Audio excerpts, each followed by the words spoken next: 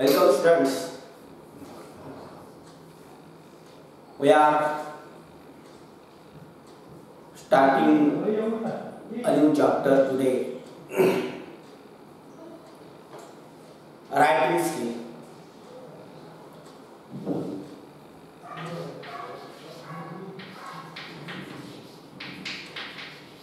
Writing skill.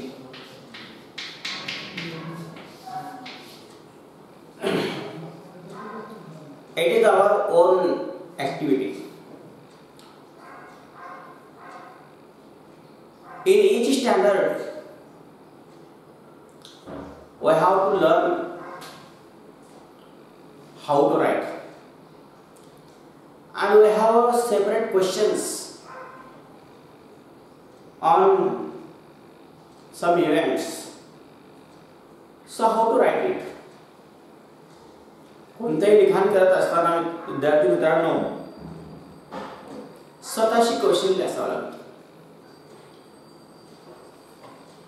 या writing आणि skill या शब्दाकडे आपण जर व्यवस्थित ऑब्झर्व केलं तर त्यातून शिकण्यासारखं खूप काही. स्किल म्हणजे आपल्यात असणारं कौशल्य. कशाचं कौशल्य? लिखाणाचं. रायटिंग स्किल म्हणजे जे काय सांगितलं आहे ते आपल्याला लिहिता आलं पाहिजे. कसं लिहावं हा प्रश्न आहे. म्हणून we have to perfect our knowledge base and our grasping power, imaginary power while writing each event. म्हणजे कोणताही लिखाण कौशल्यातील घटक लिहायचा असेल तर पहिल्यांदा आपल्यामध्ये गुण असावा तो म्हणजे आपली कल्पना शक्ती, आकलन शक्ती, त्याचसोबत शब्द संग्रह आणि महत्त्वाचं ग्रामर. म्हणजे ग्रामर सुद्धा इथं फार गरजेचं आहे. तर विद्यार्थी मित्रांनो आपण वाक्याचे प्रकार शिकलो. How to speak and how to write. बोलावं कसं, लिहावं कसं हे आपण एक सेपरेट आपल्या ऍक्टिव्हिटी जे की तोंडाने आपण बोलतो, हाताने आपण लिहितो आणि ह्या कृती करत असताना शेवटी वाक्याचे प्रकार फार महत्त्वाचे. Types of sentence.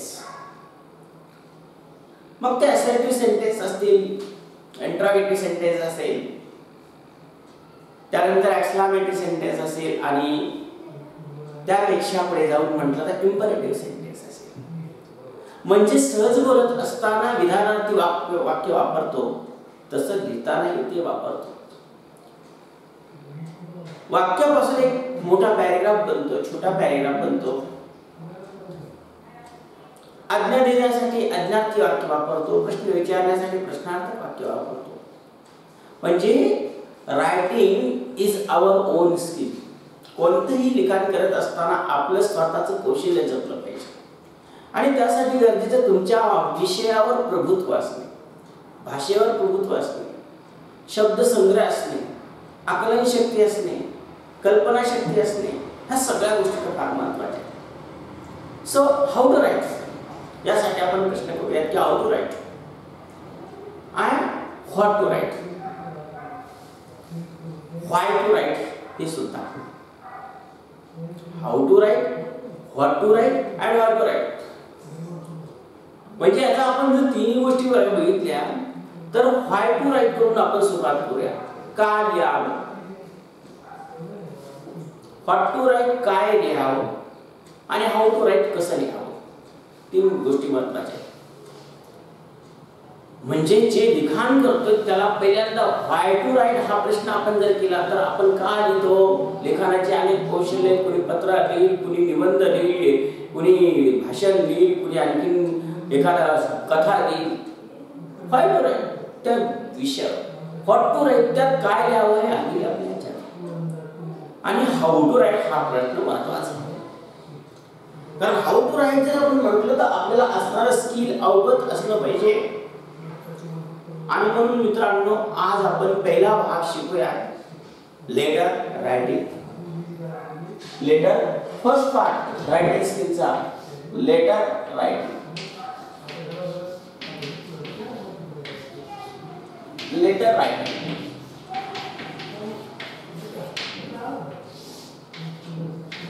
अर्थात पत्रलेखन.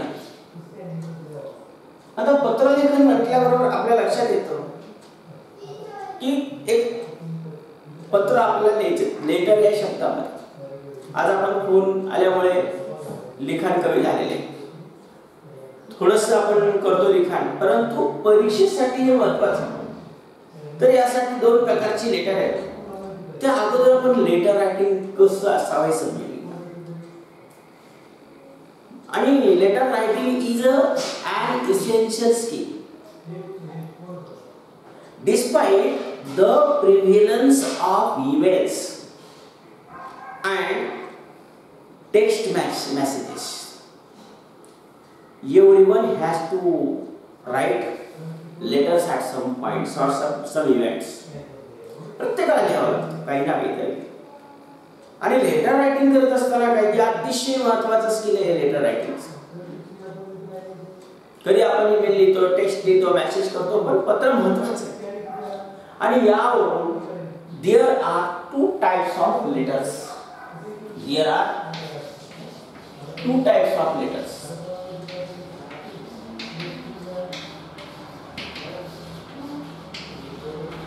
To types of letters.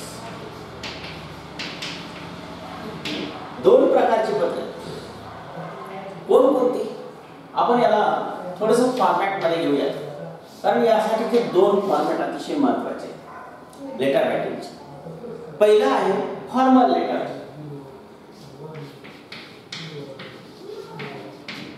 Formal letter पहिल्यांदा आपण फॉर्मल लेटर समजून घेऊया. फॉर्मल लेटर म्हणजे काय? What is called formal letters? Formal letter is one. Formal letter is one written in formal language in the stipulated format. In the stipulated format for only official purpose. Formal letter कशाला म्हणायचं की एका साचेबद्ध अशा format मध्ये कार्यालयीन पत्र, कार्यालयीन अधिकारी असतील, for example applying for jobs, नोकरीसाठी अर्ज, प्लेसिंग ऑर्डर्स, आज्ञा देण्यासाठी किंवा ऑर्डर पाठवण्यासाठी, मागणी करण्यासाठी, इन्व्हाइटिंग अ फेमस पर्सनॅलिटी किंवा प्रसिद्ध व्यक्तिमत्वाला आपल्याला बोलवायचे खास. त्यानंतर लेटर्स टू कंप्लेंट, एखादी तक्रार दाखल करायची. टू हायर अथॉरिटीज किंवा मोठ्या अधिकाऱ्याला पत्र द्यायचे, तक्रार द्यायची, सोल्युशन असेल काय असेल ते असेल. म्हणजे written document, written articles for only official use is called a formal letter. म्हणजे फॉर्मल लेटर असं म्हणतो, ह्याला कार्यालयीन पत्र म्हणतात थोडक्यात. म्हणजे याचा वापर फक्त कार्यालयीन ह्याच्यासाठी. मग कार्यालयीन पत्राचा हा नमुना आहे. यासाठी ज्या स्टेप्स आहेत त्यामध्ये आता नवीन पद्धतीनुसार हा फॉर्मॅट येईल. याचा जो फॉर्मॅट आहे तो असा असेल फॉर्मल लेटरसाठी. समजा हे आपलं पत्र आहे, आपला पेपर आहे, यानुसार आपण हे पत्र लिहू शकतो. एकूण 9 प्रकारच्या स्टेप्सना आपल्याला पत्र लिहायचे. तर त्यामध्ये पहिली जी स्टेप्स आहेत या याच्यामध्ये स्टेप नंबर फर्स्ट. या स्टेप मध्ये ऍड्रेस ऑफ द रायटर, म्हणजे पत्र लेखकाने आपला स्वतःचा पत्ता लिहायचा. स्वतःचा पूर्ण नाव टाकायचं नाही, नावाची अध्यक्षरे 5 ओळीमध्ये पत्ता लिहायचा. तो कुठे राहतो, कोणत्या जिल्ह्यात आहे, तालुका आहे, काय असेल ते 5 ओळीमध्ये पत्ता लिहायचा. यानंतर दुसरी जी पद्धत आहे, दुसरी स्टेप आहे, इथं आपण रेसिपियंट ऍड्रेस म्हणतो. नंबर 2 ची स्टेप हा फॉर्मॅट. रिसिपियंट ॲड्रेस म्हणजे आपण ज्याला पत्र पाठवणार आहोत त्याचं, ज्याच्यासाठी ऑफिशियल किंवा तो अधिकारी असेल त्याच्यासाठी त्याचा पत्ता, टू हा शब्द काढायचा, कॉमा द्यायचा, त्याच्या खालच्या ओळीत त्याचा पदनाम सुद्धा द्यायचा आणि तो पत्ता फिल करायचा. त्यानंतर तिसरी स्टेप्स आहे याची सब्जेक्ट.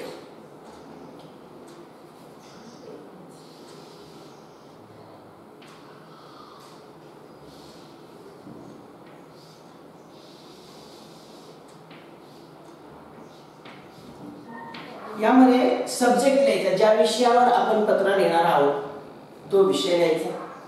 या स्टेप्स नंतर चौथी स्टेप जी आहे ती आहे रेफरन्स. इथं संदर्भ लिहायचा, आपण ज्या मुद्द्यासाठी ज्या संदर्भ जो आहे, आपण जो हेतू आहे तो पत्राचा, तो यामध्ये लिहायचा. रेफरन्स झाल्यानंतर इथं सॅल्युटेशन पाचवी स्टेप आहे. सॅल्युटेशन म्हणजे पत्राचा मायना. यामध्ये डिअर हा शब्द लिहायचा नाही, रिस्पेक्टेड सर एवढंच, किंवा तसं रिस्पेक्टेड नाही लिहा, वाटलं तर नुसतं सर लिहून टाका. पाचवी स्टेप्स. सहाव्या स्टेप्स मध्ये ओपनिंग लाईन्स. ओपनिंग लाईन्स म्हणजे आपण ज्या विषयाला अनुसरून पत्र लिहिणार आहोत त्याच्या सुरुवातीच्या ओळी थोडक्यात लिहायच्या, पूर्व माहिती. सातवी स्टेप अतिशय महत्त्वाची ती म्हणजे सब्जेक्ट मॅटर. सब्जेक्ट मॅटर झाल्यानंतर इथं एंडिंग लाईन्स.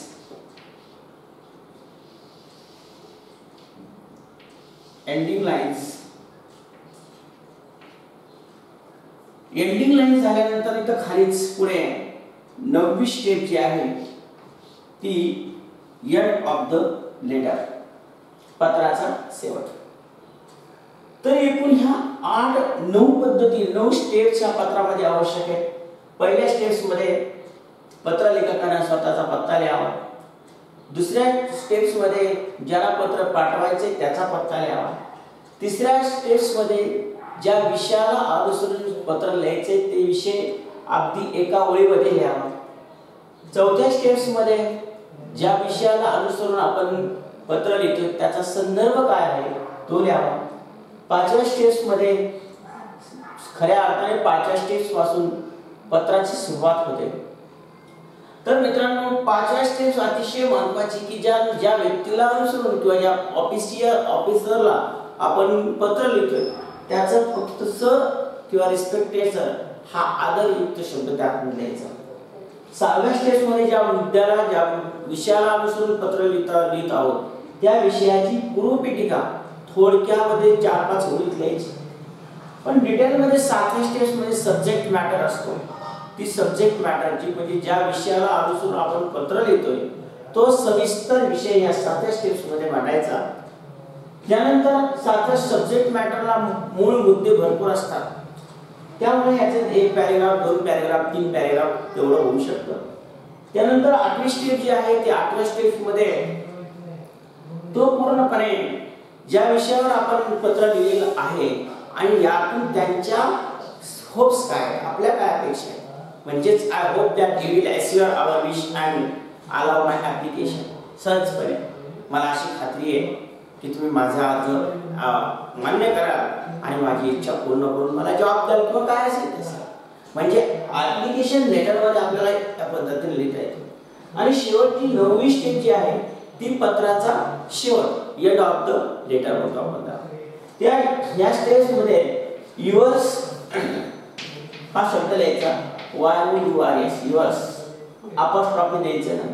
इथं सरळ सोप्या आयडियामध्ये भाषेमध्ये फेथफुली, युअर्स फेथफुली, आपला विश्वास असं लिहून खाली जे काय XYZ असेल, ABC असेल एवढंच ह्या 9व्या स्टेप्समध्ये यायचं.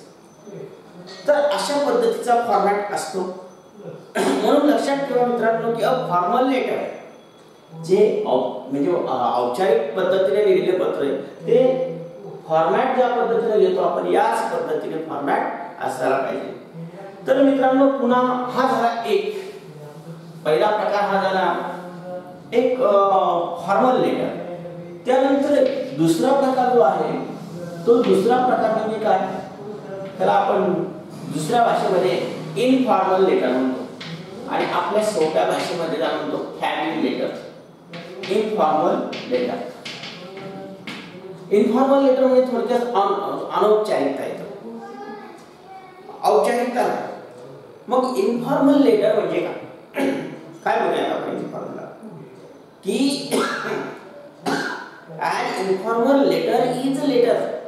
इन्फॉर्मल लेटर म्हणजे काय नेमकं, कशाला म्हणायचं इन्फॉर्मल लेटर, की an informal letter is a letter that is written in a, लक्षात घ्या, that is written in a personal fashion to people with whom you share our personal relationships such as our friends, our parents, our relatives, our family members,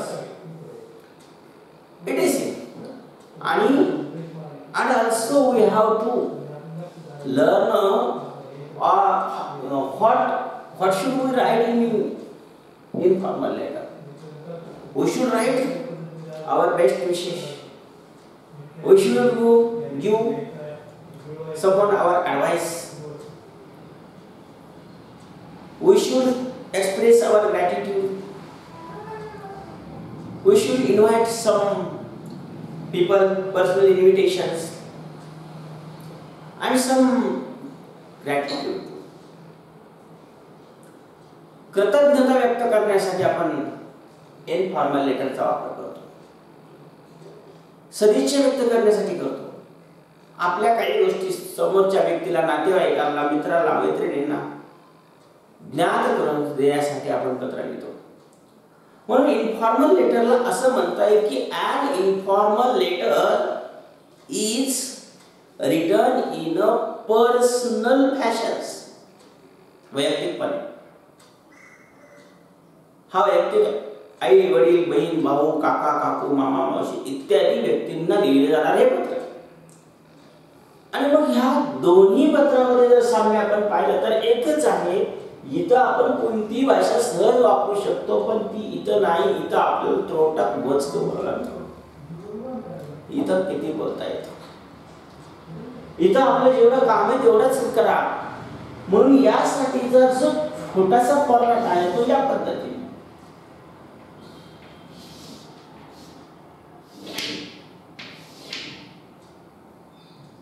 यामध्ये सुरुवातीचा एक address of the writer, म्हणजे इकडची step सारखीच स्वतःचा पत्ता. पण इथं मात्र तसं नाही.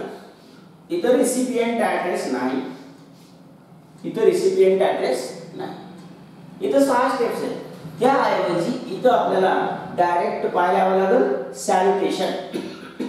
म्हणजे इकडली जी स्टेप्स आहे ती डायरेक्ट 5 स्टेप्स इथे सॅल्युटेशन. म्हणजे 1 पासून मध्ये इकडले जे 2 नंबर आहे, 3 नंबर आहे, 4 नंबर आहे, ह्या तिन्ही स्टेप्स इनफॉर्मल लेटर मध्ये येत नाहीत. म्हणजेच इनफॉर्मल लेटर मध्ये दुसरी स्टेप्स म्हणजे रिसिपियंट ऍड्रेस येणार नाही, तिसरी स्टेप्स म्हणजे सब्जेक्ट येणार नाही, चौथी स्टेप्स म्हणजे रेफरन्स येणार नाही. तर डायरेक्ट 5वी स्टेप जी आहे सॅल्युटेशन, ती सॅल्युटेशनची 5वी स्टेप्स आपण इथे घेऊ. त्यानंतर 6वी स्टेप जी आहे ती म्हणजे ओपनिंग लाईन्स, किंवा आपण इथं dear sir, dear friend, dear mother, dear father etc. इथं ओपनिंग लाईन्स लिहायच्या. ओपनिंग लाईन्स मध्ये म्हणजे 6व्या नंबरची स्टेप्स. ओपनिंग लाईन्स मध्ये सरळ सरळ काल्पनिक आहे, इट इज इमॅजिनरी लेटर, आणि काल्पनिक पत्र असल्यामुळे आपण कसं लिहायचं आपण ठरवायचं. It is our own skill. पण एक सरळ सरळ सांगायचं म्हटलं मित्रांनो तर सहज आपण म्हणतो काय मित्रा, आपण पत्र दुसऱ्याला लिहितो त्या मित्राला, आणि आपण लिहायला बसतो. मग काय लिहावं हे सुचत नाही. मग सहजपणे लिहितो, कालच तुझं पत्र मिळालं, वाचून खूप आनंद झाला, मीही ठरवलं तुला माझ्या पत्राचं उत्तर द्यावं. म्हणजेच हेच इंग्लिशमध्ये जर आपण म्हटलं तर yesterday I received your letter. I am glad to read it. सहजपणे आणखी 1-2 ओळी आपण वापरू शकतो. त्यानंतर 7वी स्टेप जी आहे आपली, म्हणजे ही अतिशय महत्त्वाची स्टेप, सब्जेक्ट मॅटर. म्हणजे ज्या विषयाला अनुसरून आपण पत्र लिहिणार आहोत, काकाला, काकूला, मामाला, मावशीला, जे कोणी असतील त्या रिलेशन, तो मूळ विषय यामध्ये आला पाहिजे, सविस्तर आला पाहिजे. मग इथं तुम्ही एक पॅरेग्राफ करा, 2 पॅरेग्राफ करा, तुमच्या इच्छे किती लिहा, तसं काही नाही, पण मोजकं असावं. जे मोजकं सांगायचं तेवढंच पत्रामध्ये घ्या. त्यानंतर 8वी स्टेप जी आहे ती एंडिंग लाईन्स. आता या लेटर मधील एंडिंग लाईन्स अतिशय सोप्या. इथं काय लिहायचं एंडिंग लाईन्स मध्ये? सहजपणे आपलं जुन्या पद्धतीप्रमाणे मोठ्यांना नमस्कार, छोट्यांना आशीर्वाद. पण इंग्लिश मध्ये असा आशीर्वाद लिहिण्यापेक्षा सहज लिहायचं, convey my best regards to. Convey my best regards to. मोठ्यांची नावं लिहितो, रिलेशन करतो. आणि नावं लिहिल्यानंतर सरळ and love to, and love to. आणि मग पुढे छोट्यांची नावं, लव्ह टू हा शब्द लिहायचा. आणि छोटे जे काही कोणी घरामध्ये जे लहान मुलं मुली असतील त्यांची नावं लिहायची. तर या पद्धतीने आपल्याला दोन्ही पत्र लिहिता येतात. आणि शेवटची जी स्टेप आहे, जशी इकडे 9 नंबरला स्टेप आली तशीच इथं सुद्धा एंड ऑफ द लेटर इथं युअर्स लव्हिंगली हा शब्द वापरायचा. युअर्स लव्हिंगली, युअर्स अफेक्शनेटली, म्हणजे तुमचा प्रेमळ किंवा युअर्स ओनली लिहिलं तरी चालतं, पण इकडं आणि इकडं एवढा फरक आहे. तर या पद्धतीने विद्यार्थी मित्रांनो पत्र लिहायचे. तर what is the difference between formal letter आणि इन्फॉर्मल लेटर? मग फॉर्मल लेटर मध्ये आणि इन्फॉर्मल लेटर मध्ये काय फरक आहे? आता आपण तर दोन्ही फॉर्मॅट पाहिले, या पद्धतीने आपण पत्र लिहू शकतो. त्याच्या स्टेप्सही आपण लक्षात घेतले, कुठे काय लिहायचे. मग प्रत्येक पत्रामध्ये बदलणारे काय? बदलणारे तो फक्त विषय, सब्जेक्ट, आणि त्या विषयाला अनुसरून त्या सब्जेक्ट मॅटर, म्हणजे सब्जेक्ट आणि सब्जेक्ट मॅटर ह्या 2 पद्धती बदलतील. बाकी सगळ्या पद्धती जवळपास थोड्याफार फरकाने सारख्या असतील. पण मित्रांनो एक लक्षात घ्या, फॉर्मल लेटर आणि जरी मी म्हणत असेल सारखा असेल तरी असं म्हणता येत नाही. There is some difference between formal letter आणि इन्फॉर्मल लेटर. आणि ह्या दोन्हीमध्ये बराचसा फरक सुद्धा आहे. मग काय फरक आहे लक्षात घ्या. आता फॉर्मल लेटरचा एक पहिला फरक जो आहे तो पाहूया. The content of your formal letter should be short as possible. बघा अतिशय महत्त्वाचा मुद्दा आहे. काय मुद्दा आहे की content of your formal letter should be as short as possible. आपण फॉर्मल लेटर बघतोय, फॉर्मल लेटर मध्ये जे मॅटर आहे, कंटेंट आहे, ते शक्य तेवढं कमी असावं, जास्त पाचगळ बडबड करू नये. पण इन्फॉर्मल लेटर मध्ये तसं नाही. इन्फॉर्मल लेटर मध्ये काय, the content of your informal letter need not be very short. तुम्ही किती लिहायचं, पहिला मुद्दा आहे. फॉर्मल लेटर मध्ये तुम्हाला लिखाणाला बंधन आहे, तसे इन्फॉर्मल लेटर मध्ये नाही. हा पहिला फरक. तुम्ही इकडे किती लिहू शकता. दुसरा, फॉर्मल लेटर मध्ये काय, it should be divided into short clear paragraphs. म्हणजे जे आपण इथे लिहितोय ते पूर्णपणे फॉर्मल लेटर हे अतिशय थोडक्यात आणि स्पष्ट पॅराग्राफ्स मध्ये एकदम बॉडी लँग्वेज मध्ये त्याचा कन्क्लुजन करून अतिशय महत्त्वाचा भागच ह्यामध्ये लिहावा लागतो.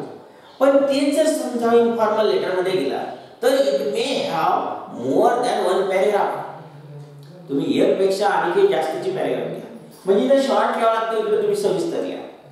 Paragraph indicating change in the subject matter. एखाद्या मूळ विषयाला सोडून जरी आपण इकडे गेलो ह्याच्यामध्ये, तसं इकडे आपल्याला बरोबर जाता येत नाही कुणीकडे. इथं मूळ मुद्दा जो आहे त्यावर.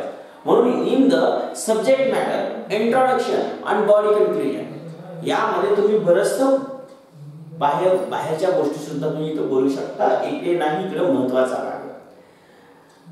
पुन्हा बघूया आपण, it is important to write our well tone, well proper tone.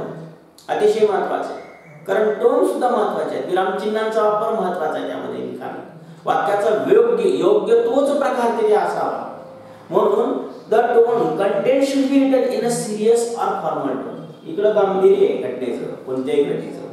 इथं अतिशय महत्त्वपूर्ण गोष्ट म्हणजे the content should be written in a serious or formal tone. अतिशय गंभीर किंवा औपचारिक संयम ठेवूनच इथं आवाज असावा.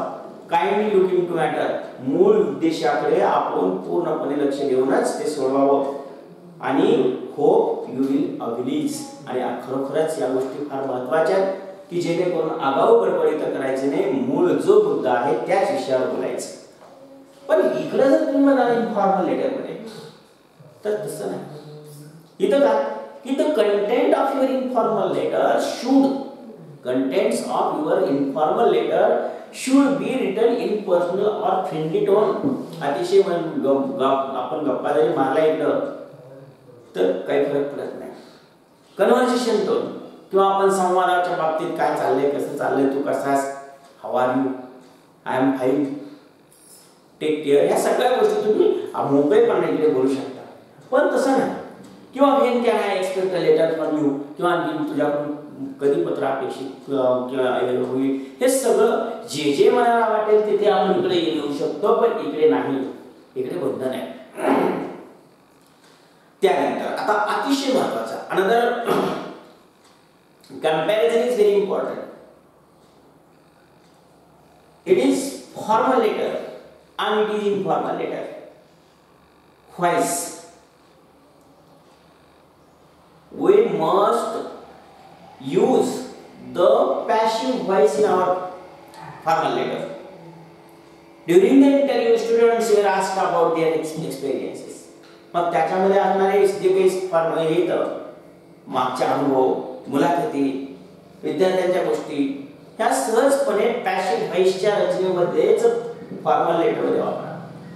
पण ऍक्टिव्ह व्हॉइसच्या रचनेमध्ये तसं नाही.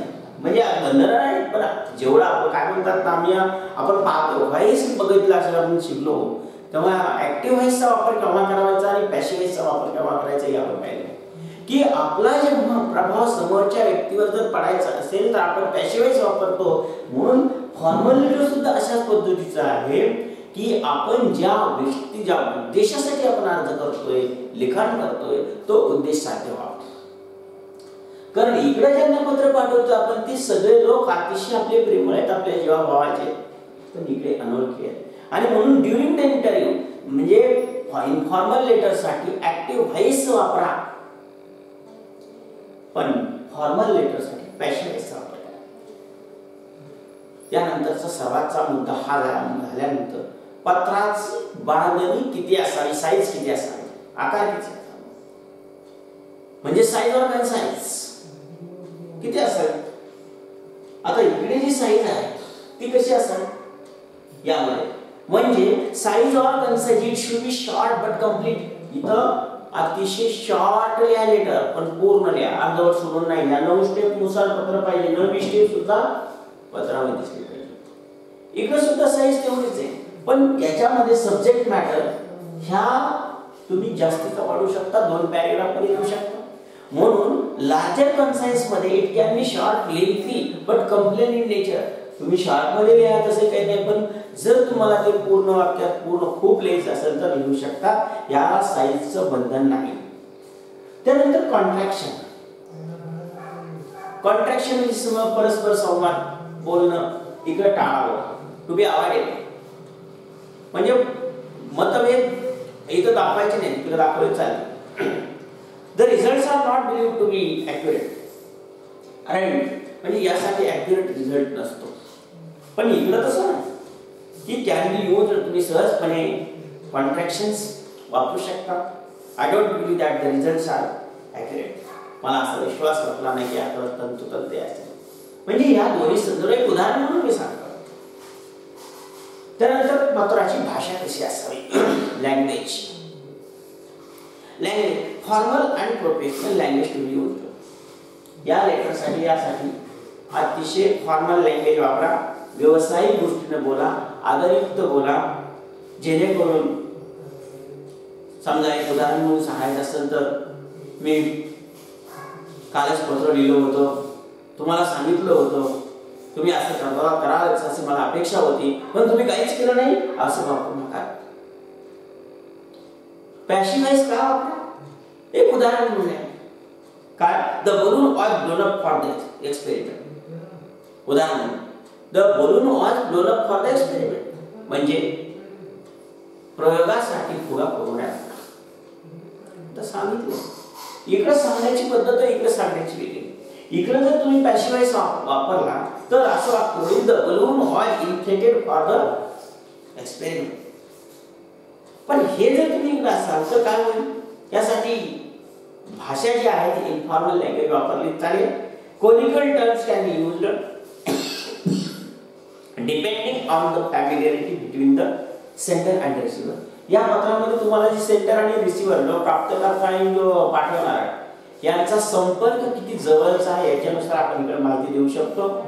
इथं आपण सहजपणे भाषा वापरू शकतो. लेक्चर्स फॉर्मल लेटर मध्ये जे लेक्चर आपण बोलतो ते कसं असावं? Lectures expect students to use correct grammar and punctuations in ages.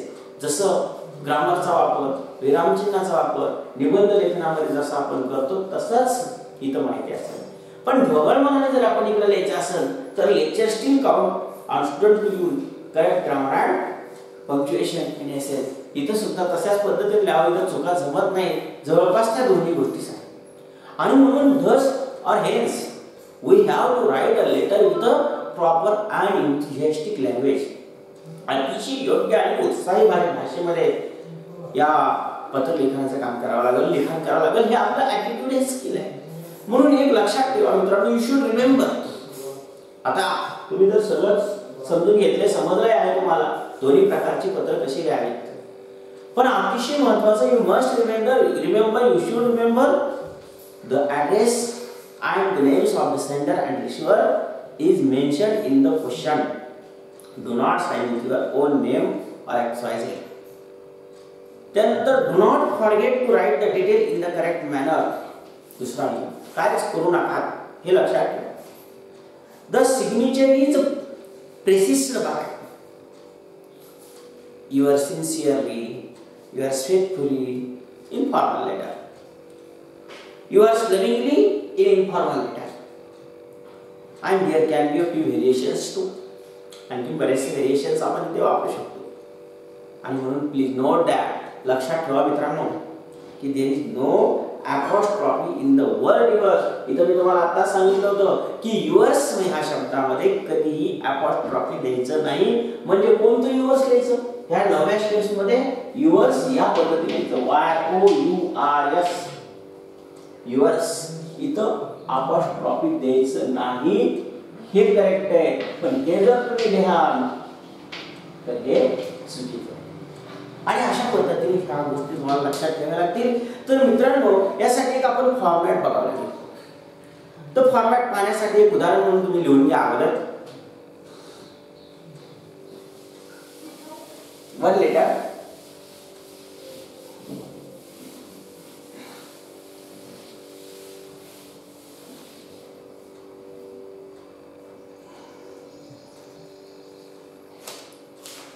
Informal letter मध्ये ज्या पद्धतीने लिहायचं आहे ते लिहा.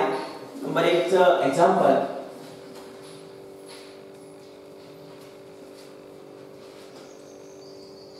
You are. क्वेश्चन नंबर 5 मध्ये येते म्हणून 5A.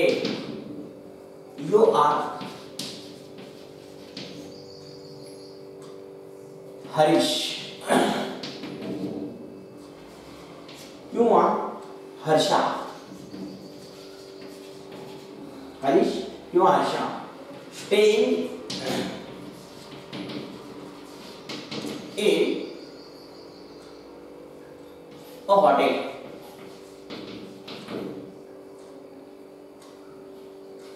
Staying in a hotel. Hall number H101. Rashmi Avenue.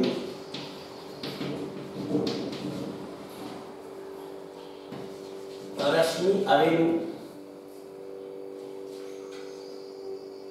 Ramachandra Lane.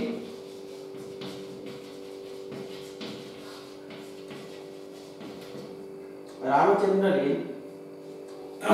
Lane, Latur.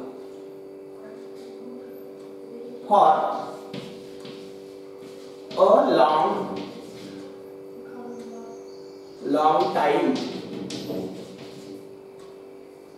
now, and